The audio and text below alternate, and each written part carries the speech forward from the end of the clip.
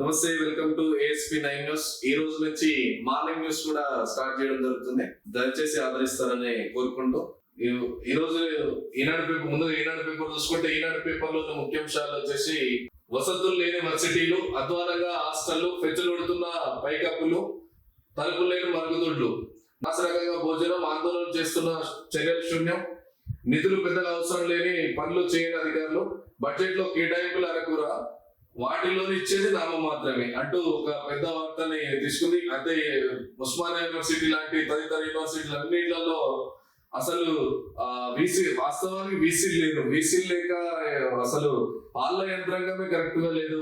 చాలా మంది రిటైర్మెంట్ అయ్యే వాళ్ళంతా కొత్త రిక్రూట్మెంట్ లేదు. ఇట్లా ఉండకుండా ఎట్లా ఉంటది వాస్తవానికి. ఏదైనా పాలన యంత్రాంగం అనేది కరెక్ట్, ఎక్కడైతే కరెక్ట్ ఉంటుందో అక్కడ పరిస్థితులు కూడా కరెక్ట్ ఉంటాయి. కాబట్టి పాలన యంత్రాంగం మీద కంపల్సరీ ఇప్పుడు చాలా మంది ఈ మధ్య చూసుకుంటే దాదాపు 15-20 మంది ప్రొఫెసర్ల దాకా రిటైర్ అయిన మెయిన్ ప్రొఫెసర్లు. మరి వాళ్ళకు బోధన ఇట్లలో మెయిన్ ప్రొఫెసర్లు రిటైర్ అయ్యారు కాబట్టి వాళ్ళ ప్లేస్ లో కొత్త వస్తే పాలన యంత్రాంగం అనేది కరెక్ట్ ఉంటుండే. సరిపోను ప్రొఫెసర్లు ఉంటే దాని వ్యవస్థ వేరే ఉంటుండే. అయితే ఈ వార్త చూడొచ్చు.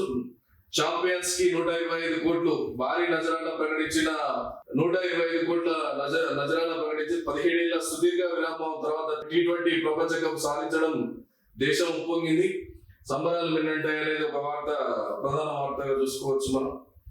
అయితే ఇక్కడ వచ్చేసి దార్శనిక నేత వెంకయ్య నాయుడు, ఆయన జీవితం స్ఫూర్తిదాయకం. ప్రధాని మోదీ మాజీ ఉపరాష్ట్రపతిపై 3 పుస్తకాల ఆవిష్కరణ, ఫిరాయింపుల నిరోధక చట్టాన్ని సవరించాలి వెంకయ్య నాయుడు గారు. ఇక్కడ ఒక వార్త ప్రధానంగా కనిపిస్తుంది. న్యాయ చరిత్రలో కొత్త అధ్యాయం, అమల్లోకి నూతన చట్టాలు, కనుమరుగు కానున్న ఐపీసీ సిఆర్పిసి. అయితే ఈ రోజు నుంచి నిన్న సాయంత్రం నుంచే కొత్త చట్టాలు అమల్లోకి వచ్చినాయి. జాగ్రత్త ఉండాలి. దీంట్లో సర్లే కొత్త చట్టాలు కొంత బాగా పకడ్బందీగా ఉన్నాయి. ప్రతి ఒక్కరు దాని పట్ల అవగాహన పెంచుకొని మసలుకుంటే బాగుంటుంది అనేది అభిప్రాయం. 10 మంది విద్యార్థులు పెంచితే 2 టీచర్లు, పిల్లల సంఖ్యకు అనుగుణంగా ఉపాధ్యాయుల కేటాయింపు, హెచ్జిటి బదిలీలో పాఠశాల విద్యాశాఖ నిర్ణయం, పాక్షికంగా ఈదుమతీకరణ అమలు చేసినట్లే అనేది ఒక వార్త ఇక్కడ మీరు ప్రధానంగా చూసుకోవచ్చు. తెలంగాణ ఏర్పాటులో డిఎస్ పాత్ర కీలకం, ప్రజలకు ఆయన చేసిన సేవలు గుర్తుండేలా చర్యలు చేపడతాం అని ముఖ్యమంత్రి రేవంత్ రెడ్డి గారు పిసిసి అధ్యక్షుడికి నివాళులు అర్పించడం జరిగింది. ఇక్కడ వచ్చేసి నిరుద్యోగం చేసిన నాయకుడు మోతీలాల్ తో కాంగ్రెస్ నేతల చర్చలు విఫలం, బల్మూరు కారును అడ్డుకుంటున్న ఓయూజేసీ అని చెప్పేసి ఇక్కడ వార్త. అయితే ఇప్పుడు మోతీలాల్ ఆరోగ్యం అనేది చాలా విషమంగా ఉంది. దాన్ని అసలు ముఖ్యమంత్రి గారు ప్రతి చిన్న విషయంపై స్పందించే ముఖ్యమంత్రి గారు మరి ఆ విద్యార్థులు అంత ఆందోళన చేస్తున్నారు, నిరుద్యోగులు అంత ఆందోళన చేస్తున్నారు, ఎందుకు మరి ఏంటి అనేది నేను మొన్ననే ఒక వార్త నేను ప్రధానంగా మన న్యూస్ ఛానల్లో రావడం జరిగింది. విద్యాశాఖకు మంత్రి ఉంటే ఇలాంటి పొరపాట్లు జరగవు. విద్యాశాఖకి ఇప్పటికైనా మంత్రిని నియమిస్తే ప్రతి విషయాన్ని ముఖ్యమంత్రి గారు దాన్ని సాల్వ్ చేయాలంటే కష్టం.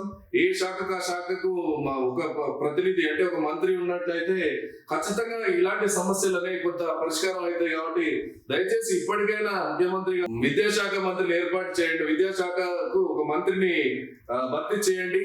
దయచేసి అన్నిటికీ నేనే ఉన్నా. 10th క్లాస్ పరీక్షలు పెట్టినా, ఇంటర్ పరీక్షలు పెట్టినా, డిగ్రీ పరీక్షలు పెట్టినా, డిగ్రీ పరీక్షలు ఇంటర్ పరీక్షలు యథార్థంగా ఆఫీసర్లు చూసుకుంటారండి. అవి కాదు కావాల్సింది.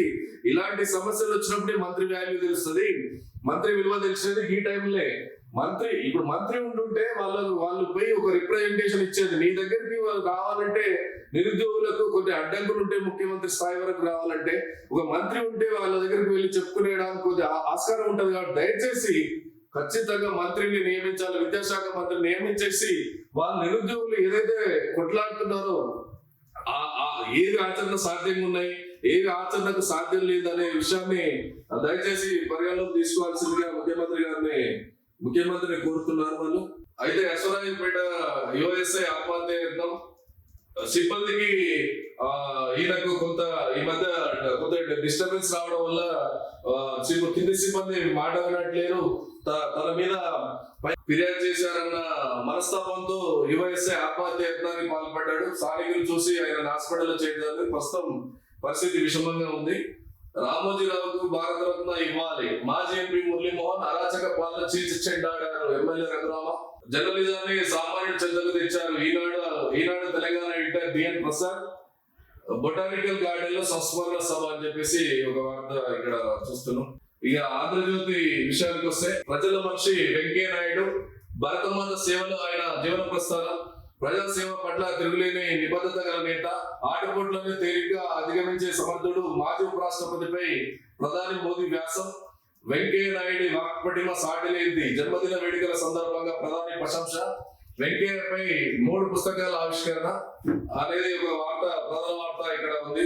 స్వదేశీ న్యాయం నేటి నుంచి అమల్లోకి కొత్త నేర చట్టాలు, భారతీయ న్యాయ సంహిత, నాగరిక సురక్ష, సాక్ష్య అధినియం అనే 3 చట్టాలు ఇప్పుడు అమల్లోకి రానున్నాయి.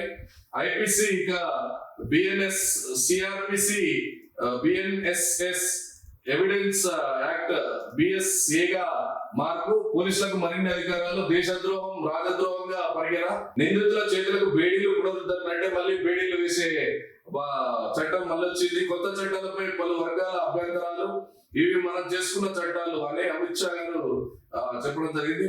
బెయిల్ కఠినం, ఇప్పటి నుంచి పోలీస్ కస్టడీలో 55 నుంచి 75 రోజులు, డిజిటల్ ఉపకరణాలను ట్యాంపర్ చేసి సాక్ష్యాధారంగా వాడే ముప్పు, కొత్త చట్టాల్లో వివాదాంశాలు అమలును వాయిదా కోరుతూ సుప్రీంకోర్టులో పిటిషన్ దాఖలు చేయడం జరిగింది. ప్రపంచ వీరులకు 125 కోట్లు అని చెప్పేసి టీమిండియాకు బీసీసీఐ భారీ నజరాన, అంతర్జాతీయ 2020లకు జడేజా గుడ్ బై, విరాట్ కోహ్లీ రోహిత్ శర్మ బాటలు వేడుకోలు, ఒక్క రోజులో 3 క్రికెటర్ల నిర్ణయం, కోచ్ గా ముగిసిన ద్రావిడ్ పదవి కాలం, క్రికెటర్లకు మోదీ ఫోన్, గెలుపుపై ప్రశంసలు అంటూ ఒక వార్త ఇక్కడ కనిపిస్తుంది. బదిలీకి లెక్క, విద్యార్థుల సంఖ్య అనుగుణంగా ఉపాధ్యాయులు, 10 మంది పిల్లలు ఉన్న చోట ఒక టీచర్ అని చెప్పేసి ఇక్కడ వార్త కనబడుతుంది. ముఖ్యంగా ఇక్కడ రేవంత్ రెడ్డికి గోయల్, హైదరాబాద్ కు వచ్చిన కేంద్ర మంత్రి ఆహ్వానించిన సీఎం, రాష్ట్ర అభివృద్ధికి సంబంధించిన పలు అంశాలపై చర్చ, భేటీలో పాల్గొన్న మంత్రి శ్రీధర్ బాబు, నరేందర్ రెడ్డి అని చెప్పేసి ఒక వార్త ఇక్కడ కనబడుతుంది. అమ్మ కోసం ఒక మొక్క, ఏది రాజకీయాలకు అతీతంగా ఎవరైతే గానీ మోడీ గారు నిన్న మన్ కీ బాత్ లో పెట్టినటువంటి ఒక కార్యక్రమం, తలపెట్టిన ఒక కార్యక్రమం అమ్మ పేరు మీద ఒక మొక్క అనే కార్యక్రమం మాత్రం చాలా మంచి పాజిటివ్ రెస్పాన్స్ వస్తుంది. ప్రధాని నూతన కార్యక్రమం ఏక్ పేడ్ మాకి నామ్ అని, ఒక అమ్మ కోసం ఒక మొక్క అనేది 3వ గద్దెనెక్కాక తొలి మన్ కీ బాత్ లో మొదటి ప్రకటన అని చెప్పేసి ఒక వార్త ఇక్కడ చూస్తున్నాం మనం. అయితే శ్రీవారి దర్శనాల్లో వైసీపీ నేతల రికార్డ్ బ్రేక్, నాటి మంత్రులు ఎమ్మెల్యేల లీలలు, భారీగా సిఫారసు లేఖలు, మంది మార్బాలంతో రాక దర్జాగా స్వామి దర్శనం, సాధారణ భక్తుల పడిగాపులు అని చెప్పేసి ఒక వార్త. నిజంగా కొంత ఇప్పుడు ఇచ్చిన వార్త నిజమే అనిపిస్తుంది. నమస్తే తెలంగాణలో ముఖ్యాంశాలు చూసుకున్నట్టయితే, అసెంబ్లీలో నిలదీస్తాం, మోతీలాలకు హాని జరిగితే సర్కారుదే బాధ్యత, ఆయనతో నిరాహార దీక్షలు విరమింపజేయాలి, నిరుద్యోగులతో సీఎం రేవంత్ చర్చలు జరపాలి, రాసిచ్చిన బాండ్ పేపర్ సంగతి ఏం చేశారు, నాడు రెచ్చగొట్టిన కోదండరావు ఏమైపోయారు, మోతీలాల్ పరామర్శించిన హరీష్ రావు, విద్యార్థి నేతకు భారీగా పెరుగుతున్న మద్దతు అని చెప్పేసి ఒక వార్త. నిజంగా వాస్తవానికి నిరుద్యోగుల అంశాన్ని తీరాల్సిందే ఖచ్చితంగా.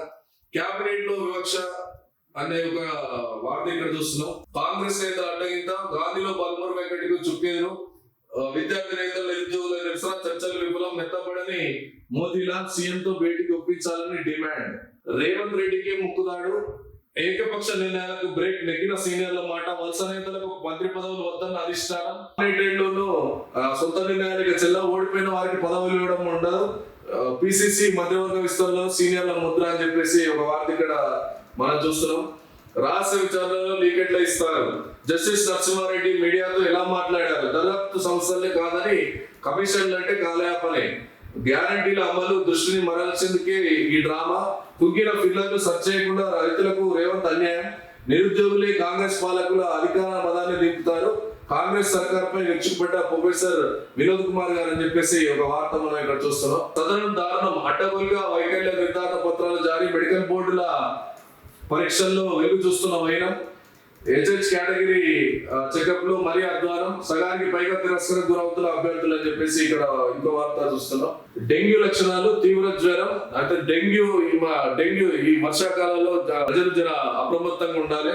డెంగ్యూ మలేరియా జ్వరాలు చాలా ప్రబలుతున్నాయి.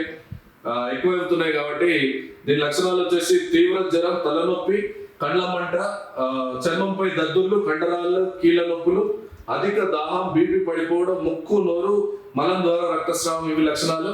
రాష్ట్రానికి పొంచి ఉన్న ముప్పు డెంగ్యూ ముప్పు. ప్రపంచ ఆరోగ్య సంస్థ హెచ్చరిక. రాష్ట్ర వ్యాప్తంగా ఇప్పటికే పెరుగుతున్న కేసులు. దోమల నివారణను పట్టించుకొని ప్రభుత్వం గ్రామాల్లో పట్టణాల్లో పడికేసిన పారిశుద్ధ్యం. గతంలో ఏటా జూన్ లో పల్లె ప్రగతి పట్టణ ప్రగతి అని చేసేది. దోమల నివారణతో రాష్ట్రంలో తగ్గిన కేసులు అప్పుడు అని చెప్పేసి ఒక వార్తిక ప్రధానంగా చూస్తున్నాం. విద్యుత్ ప్రైవేటీకరణకు కాంగ్రెస్ కుట్ర చేస్తుందంటూ మాజీ విద్యుత్ శాఖ మంత్రి జగదీశ్వర్ రెడ్డి గారు ఆరోపిస్తున్నారు. అందుకే బిల్లుల వసూలు కాంట్రాక్ట్ అదాని కంపెనీకి. ఇది పాత బస్తీకే పరిమితం కాదు, రాష్ట్రం మొత్తం ఉంటది. సబ్సిడీలు, ఉచిత కరెంటు బంధు, మోటార్లకు మీటర్లు పెడతారు. ప్రైవేట్ వ్యక్తులకు అప్పగిస్తే విద్యుత్ వ్యవస్థ నాశనం. మోదీ కన్సర్న్లోనే సీఎం రేవంత్ రెడ్డి వ్యవహారం. జగదీశ్వర్ రెడ్డి మండిపాటు అని చెప్పేసి ఒక వార్త మనం ప్రధానంగా చూస్తున్నాం. కొత్త చట్టాలతో న్యాయ వ్యవస్థ నిర్వీర్యం. దేశ రక్షణ కవచంపై మోదీ దెబ్బ. ఎఫ్ఐఆర్ నమోదుకు 15 రోజులు. బార్ కౌన్సిల్ లో సంప్రదించాలి. సుప్రీంకోర్టులో సవాల్ చేస్తామని చెప్పేసి మాజీ ఎంపీ వినోద్ కుమార్ ఒక వార్తను ప్రధానంగా చూస్తున్నారు.